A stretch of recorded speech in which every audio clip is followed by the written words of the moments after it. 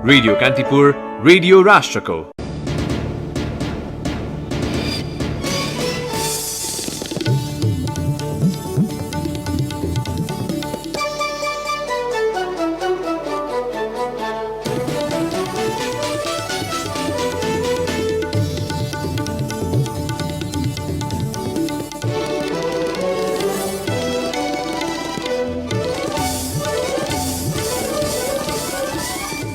नेपालमा कोरोना संक्रमणबाट मृत्यु हुनेको संख्या 1000 नाग्यो। संक्रमण मुक्त भएकामा शारीरिक तथा मानसिक समस्या देखिनु गम्भीर विषय भएको चिकित्सकहरूको भनाई। नेपाली भूमि अतिक्रमण गरेको भन्ने समाचार आधारहीन भएको चीनको स्पष्टोक्ति। स्थल सेनाध्यक्षको नेपाल भ्रमणले दुई देशका सेना बीचको परम्परागत सम्बन्धलाई थप सुदृढ बनाउने भारतको विश्वास। मुगु पठाउनु पर्ने चामल सुर्खेतबाट भक्तपुर ल्याउन खोज्ने ढुवानीकर्ता वासुदेव शर्मा प्रहरी नियन्त्रणमा। प्रहरीले 730 क्विन्टल चामल अझै फेला पारेन।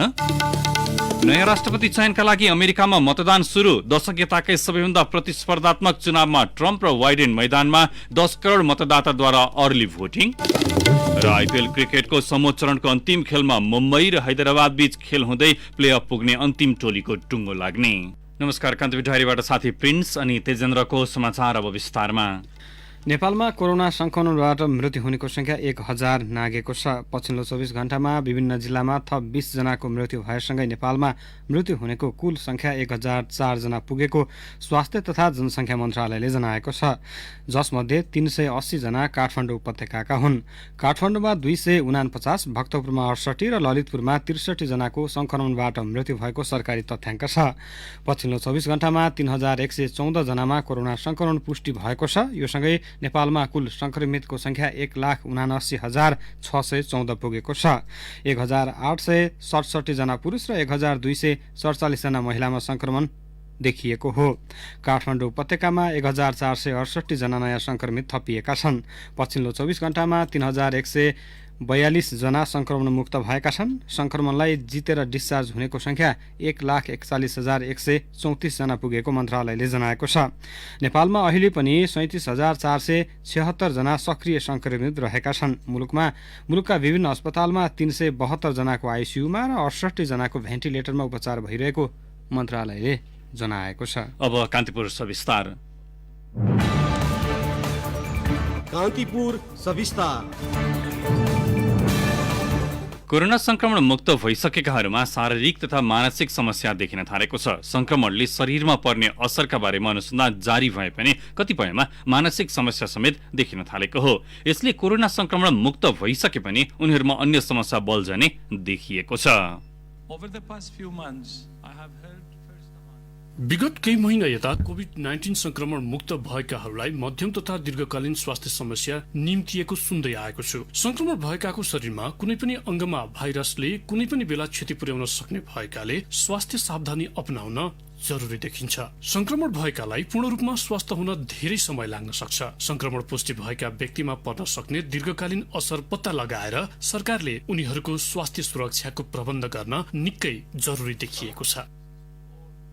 विश्व स्वास्थ्य संगठन WHO का प्रमुख टेड्रोस अथानोम गेब्रेयेससको यो भनाइले नै कोरोना संक्रमण मुक्त भएकाहरूलाई पूर्ण रूपमा स्वस्थ भन्न सकिँदैन। नौलो संक्रमण भएका कारण यसले ठ्याक्कै के कुरामा असर गर्छ भन्ने विषयमा अनुसन्धान जारी छ। तर यसले शारीरिक या मानसिक रूपमा भने कुनै न कुनै असर छोड्ने प्रमाणहरू फेला परेका छन्। प्राविधिक शिक्षा तथा व्यावसायिक तालिम परिषद CTVD का निर्देशक डाक्टर कुसुमाकर भट्ट पनि कोरोना मुक्त भए पनि मानसिक रूपमा अझै संक्रमणका अवशेष बाँकी रहेको ठान्छन्। इन्डोरमा चाहिँ अलिकति गाह्रो हुने, श्वास फेर्न पनि केही अप्ठ्यारो चाहिँ महसुस भइरहेको छ र मलाई लामो समयसम्म खोकीले अलि दुःख दिइरहेको अवस्था पनि देखिरहेको छ। शारीरिक रूपमा अहिले हेर्दाखेरि पनि अब केही कुराहरू अब यो बिर्सिने त्यो चाहिँ केही महसुस भइरहेको छ। अहिले जनजिब्रोमा लङ कोभिडको रूपले परिचित सो स्वास्थ्य समस्या अन्तर्गत धेरैले थकान महसुस गर्नुका साथै छाती भारी भएको, निरन्तर हल्का रूपमा खोकी लागिरहेको, छाती कसिएको जस्तो हुने, टाउको दुख्ने, मांसपेशीहरू दुख्ने तथा मानसिक समस्या समेत हुने चिकित्सक चिकित्सकहरूको अनुभव छ। नेपालको सन्दर्भमा अधिकांशमा थकानको महसुस हुने तथा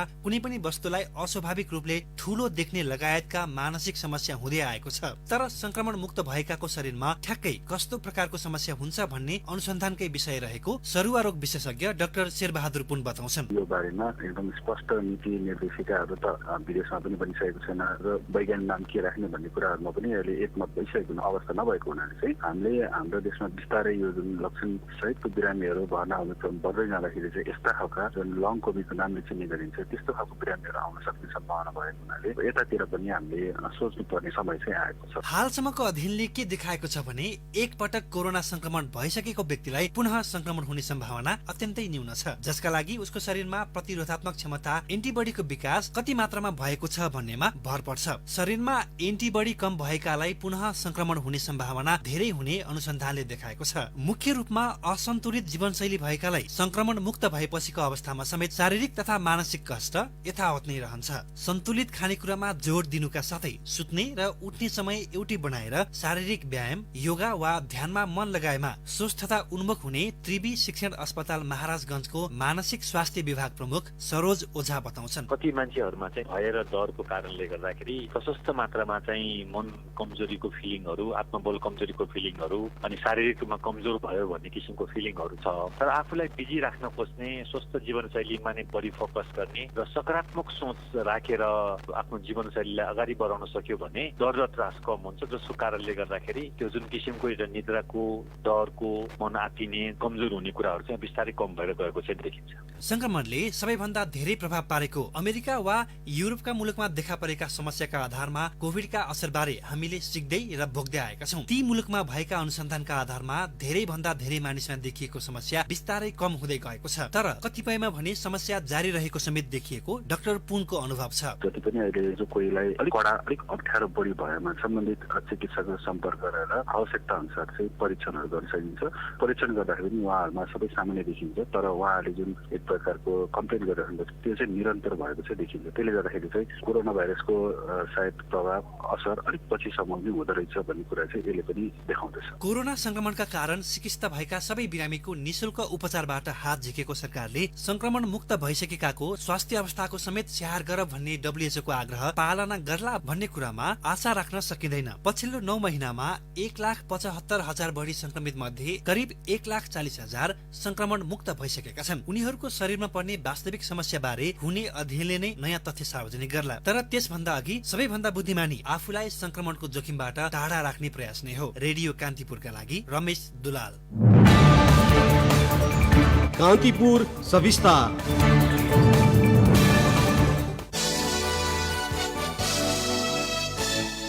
नेपाली भूमि अतिक्रमण नगरेको चीनले स्पष्ट पारेको छ। हुम्ला सहितका केही जिल्लामा चीनिया पक्षले नेपाली भूमि मिचेको समाचारहरू आइरहेका बेला चीन सरकारले नेपालको भूमि कब्जा नगरेको स्पष्ट पारेको हो।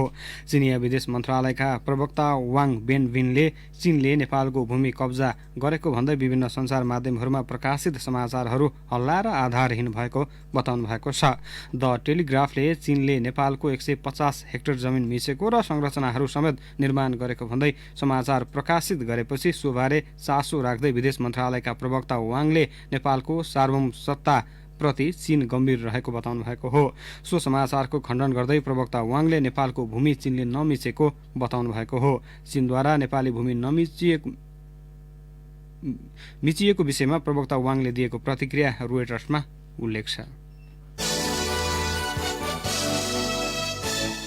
काठमाडौँस्थित भारतीय दूतावासले आफ्ना स्थल सेनाध्यक्षको नेपाल भ्रमणले दुई देशका सेना बीचको परम्परागत सम्बन्धलाई थप सुदृढ बनाउने विश्वास व्यक्त गरेको छ। भारतीय स्थल सेना प्रमुख मनोज मुकुन्द नरवणेको नेपाल भ्रमणको पूर्व सन्ध्यामा सञ्चारकर्मीहरूको जिज्ञासामा दूतावासका प्रवक्ता नवीन कुमारले यस्तो धारणा राख्नु भएको हो। नरवणेको भ्रमणले द्विपक्षीय रक्षा साझेदारीका विषयमा छलफल गर्न अवसर प्रदान गर्ने र आपसी हितका लागि त्यसलाई थप सुदृढ बनाउन नयाँ अवसरहरूको ढोका खोल्ने विश्वास समेत दूतावासले गरेको छ। नेपाली सेनाका प्रधान सेनापति पूर्णचन्द्र थापाको औपचारिक निमन्त्रणामा नरवणे नेतृत्वको 4 सदस्यीय टोली भोलि काठमाडौँ ओर्लदैछ। कान्तिपुर डायरीमा अब ब्रेकको पालो। ब्रेकपछि बाँकी प्रसङ्ग। मुगु पठाउनु पर्ने चामल सुर्खेतबाट भक्तपुर ल्याउने ढुवानीकर्ता वासुदेव शर्मा आफै प्रहरी कार्यालयमा उपस्थित भएका छन्। सुर्खेत प्रहरी प्रमुख एसपी राजेन्द्र भट्टका अनुसार प्रहरी कार्यालयमा आज बिहान आफै उपस्थित भएका शर्मालाई नियन्त्रणमा लिएको हो। प्रहरीले चामल नियन्त्रणमा लिएपछि उनलाई बयानका लागि बोलाए पनि अटेर गर्दै आएका थिए। सरकारी स्वामित्वको खाद्य व्यवस्था तथा व्यापार कम्पनीको आपूर्तिकर्ता र ढुवानी सेवाका सञ्चालक शर्माले 250 क्विन्टल चामल भक्तपुर पठाउने क्रममा गत बिहिबार प्रहरीले सुर्खेतको सुब्बा कुनाबाट नियन्त्रणमा लिएको थियो।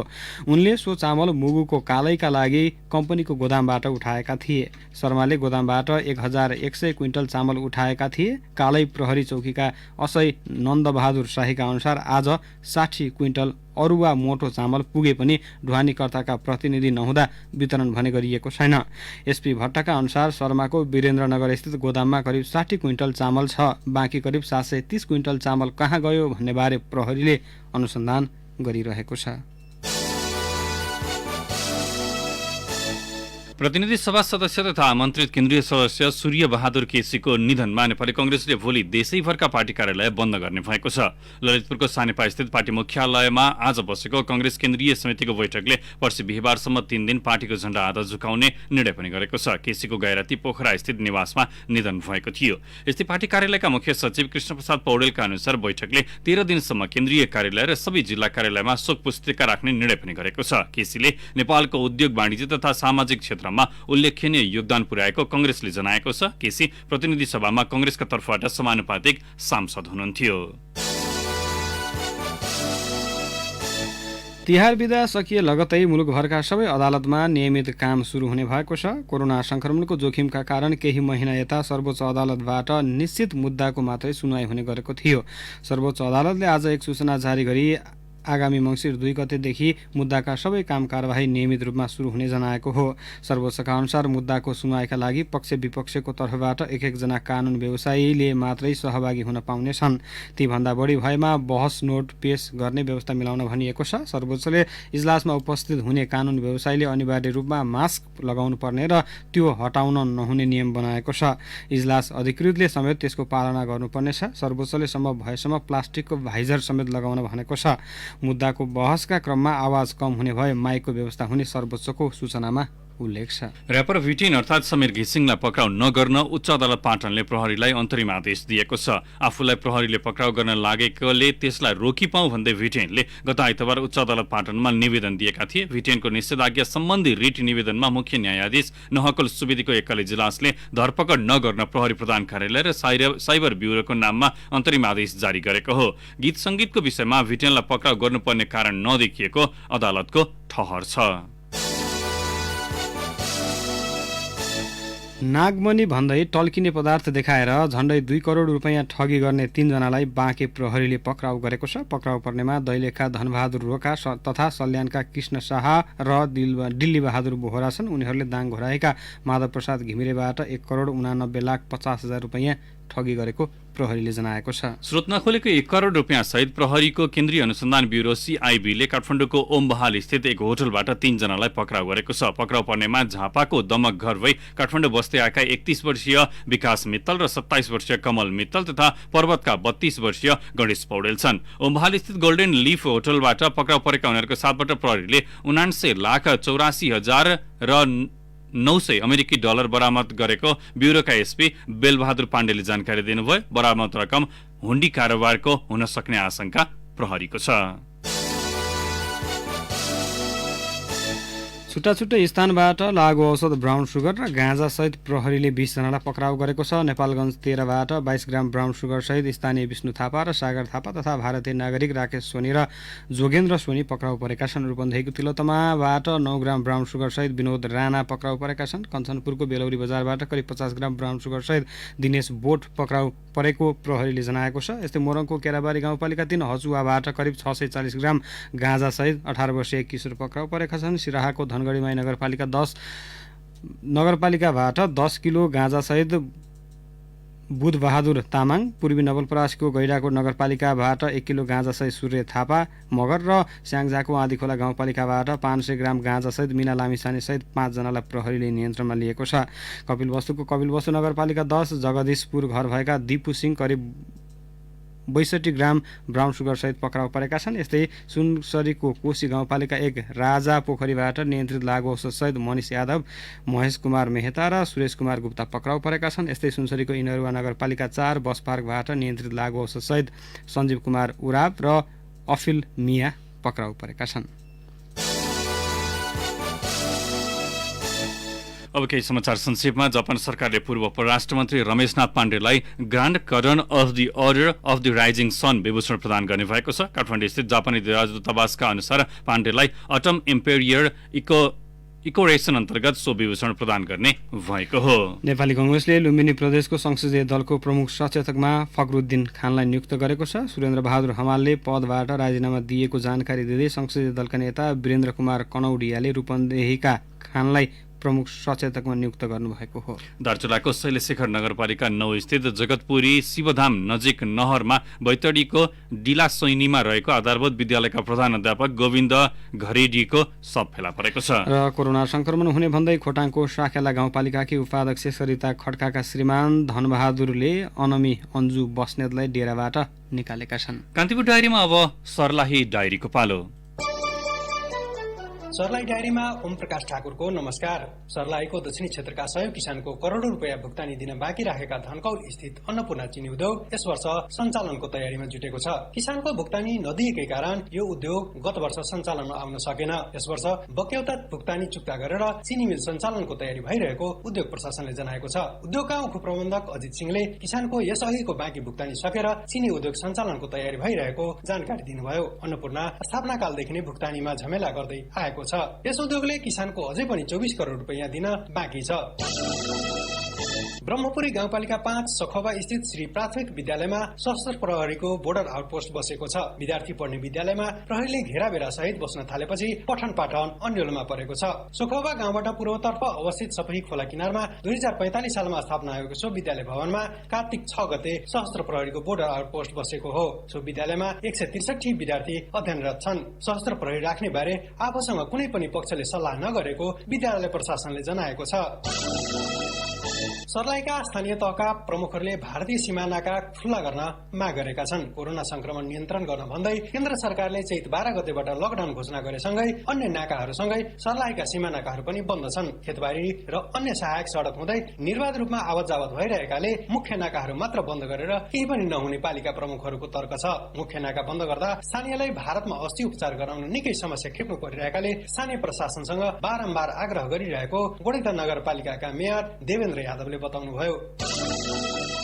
मलङ्गवा नगरपालिकामा उपमेयर शान्ति सबनम मिक्रानीले गरेको तालाबन्दी मेयर निर्सल शाहले फोड्नु भएको छ। सोमबार दिउँसो उपमेयर मिक्रानी सहित 4 जना वडाध्यक्षले नगरपालिकाको आर्थिक प्रशासन शाखामा तालाबन्दी गरेका थिए। मेयर शाहले नगरपालिकामा मनोमानी ढंगले कर्मचारी भर्ना तथा आर्थिक अनियमितता गरेको आरोप लगाउँदै उपमेयर सहित 4 जना वडाध्यक्षले तालाबन्दी गरेका हुन्। एउटै पार्टीबाट निर्वाचित भए पनि मलङ्गवा नगरपालिकामा मेयर र उपमेयर बीच विवाद चर्कदो छ। हवस् त सर्लाही डायरी आजलाई यति नै। ओम प्रकाश ठाकुर बिदा हुन्छु। नमस्कार। जिल्ला डायरीपछि कान्तिपुर डायरीमा फेरि पनि ब्रेकको पालो। अब आर्थिक प्रसङ्ग। किसानको व्यवस्था र सरकारले मर्मत सम्हारमा ध्यान नदिँदा रूपन्देहीमा झण्डै 2.5 अर्ब रुपैयाँको लागतमा निर्माण भएको भूमिगत जल सिँचाइ अलपत्र परेको छ। भूमिगत सिँचाइ रूपन्देहीका 13 स्थानीय तहमा फैलिएको छ। जिल्लाका 20,300 हेक्टर जमिन सिँचाइ गर्ने उद्देश्यले निर्माण गरिएको भूमिगत जल सिँचाइ संरक्षणको अभावमा अलपत्र परेको हो। संरक्षण अभावमा सिँचाइ क्षेत्र घटेर 15,000 हेक्टरमा खुम्चिएको भैरवा लुम्बिनी भूमिगत जल सिँचाइ व्यवस्थापन डिभिजन कार्यालयका सूचना अधिकारी मोहन कुमार नेपालले बताउनुभयो। विश्व बैंकको 2 अर्ब 39 करोड 95 लाख रुपैयाँ ऋण अनुदानमा 2058 सालमा भैरवा लुम्बिनी भूमिगत जल सिँचाइ परियोजना निर्माण सम्पन्न भएको थियो। अर्थ मन्त्रालयले बीमा समितिबाट जारी भएका कोरोना बीमा लेख बमोजिमको दावी गरेका बिमितहरूको बीमाङ्क रकम 1 हप्ताभित्र भुक्तानी गर्न निर्देशन दिएको छ। कोरोना बीमा दावी गरेका बिमितहरूको पीसीआर परीक्षण प्रतिवेदन पोजिटिभ प्रमाण भएपछि बीमा लेख अनुसार दिनुपर्ने रकम सबै बिमितहरूलाई सम्बन्धित बीमा कम्पनीले 1 हप्ताभित्र भुक्तानी दिन मन्त्रालयले निर्देशन दिएको हो। अर्थमन्त्री विष्णुप्रसाद पौडेलको उपस्थितिमा अर्थ मन्त्रालयमा भएको बैठकपछि 1 हप्ताभित्र बीमा रकम भुक्तानी गर्ने कार्यको समन्वय र अनुगमन बीमा समितिले गर्नुपर्ने र दावी भुक्तानीको दैनिक प्रतिवेदन अर्थ मन्त्रालयमा पठाउन पनि समितिलाई मन्त्रालयले निर्देशन दिएको अर्थ मन्त्रालयका सहसचिव एवं प्रवक्ता रामेश्वर दङ्गालले जानकारी दिनुभयो। अब सेयर 2 दिन लगातार ओह्रालो लागेको धितोपत्र बजारमा आज भने सामान्य सुधार देखिएको छ। बजार परिसूचक नेप्से आज 5.4 अङ्कले उकालो लागेर 1643.3 बिन्दुमा पुगेको छ। नेप्से उकालो लागे पनि कारोबार रकममा भने अघिल्लो दिनको तुलनामा 22 करोड रुपैयाँले कमी आएको छ। हिजो 3.33 अङ्कले ओह्रालो लागेको नेप्सेमा 2 अर्ब 45 करोड 39 लाख रुपैयाँ बराबरको कारोबार भएको थियो। नेप्सेमा आज कारोबार भएका बैंकिङ र विकास बैंक बाहेक बाँकी सबै कम्पनी समूहको उपसूचक उकालो लागेको छ। सबैभन्दा बढी निर्जीवन बीमा कम्पनी समूहको उपसूचक 176.86 अङ्कले बढेको छ।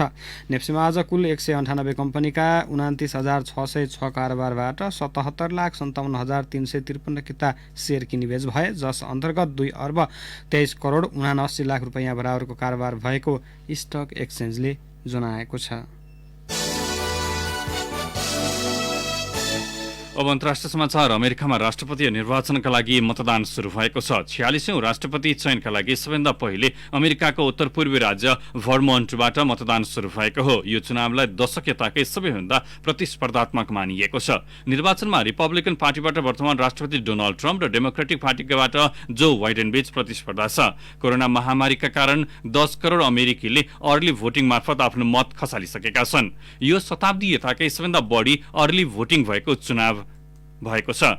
राष्ट्रिय सर्वेक्षणले बाइडेनलाई ट्रम्पको तुलनामा अघि देखाए पनि स्विङ स्टेटमा उनीहरूले प्राप्त गर्ने मत निर्णायक हुनेमा कुनै दुविधा छैन। जर्ज डब्ल्यू बुश सन् 1992 मा दोस्रो कार्यकालका लागि राष्ट्रपतिमा पराजित भए ता कुनै पनि बहालवाला राष्ट्रपतिले दोस्रो कार्यकालमा पराजय भोग्नु परेको छैन। यसपटक नयाँ इतिहास नबनोस् भन्नेमा ट्रम्प सतर्क देखिन्छन्। प्रतिस्पर्धा तीव्र भएकाले यसपटकको निर्वाचनमा अहिलेसम्मकै सबैभन्दा बढी मत खस्ने अनुमान पनि चुनावी पर्यवेक्षकहरूले गरेका छन्। तर धेरै भोट पाउने उम्मेद्वार नै राष्ट्रपतिमा विजय हुन्छ भन्ने छैन। अमेरिकी चुनावमा मतदाताले राज्य स्तरमा मात्रै मतदान गर्छन् र त्यसको राष्ट्रिय स्तरमा प्रभाव हुन्न। जनसङ्ख्याको आधारमा हरेक राज्यको भोट संख्या पहिले नै निर्धारण हुन्छ, जसलाई इलेक्टोरल कलेज भनिन्छ। राष्ट्रपतिमा निर्वाचित हुनका लागि कुनै पनि उम्मेद्वारले कुल 538 इलेक्टोरल भोटको बहुमत अर्थात् 270 भोट जित्नुपर्नेछ। अब खेल प्रसङ्ग। Indian premier league cricket IPL अन्तर्गत समूह चरणको अन्तिम खेलमा आज मुम्बई इन्डियन्स र सनराइजर्स हैदराबाद प्रतिस्पर्धा गर्दैछन्। आजको खेलले प्लेअफ प्रवेश गर्ने अन्तिम टोलीको टुङ्गो लाग्नेछ।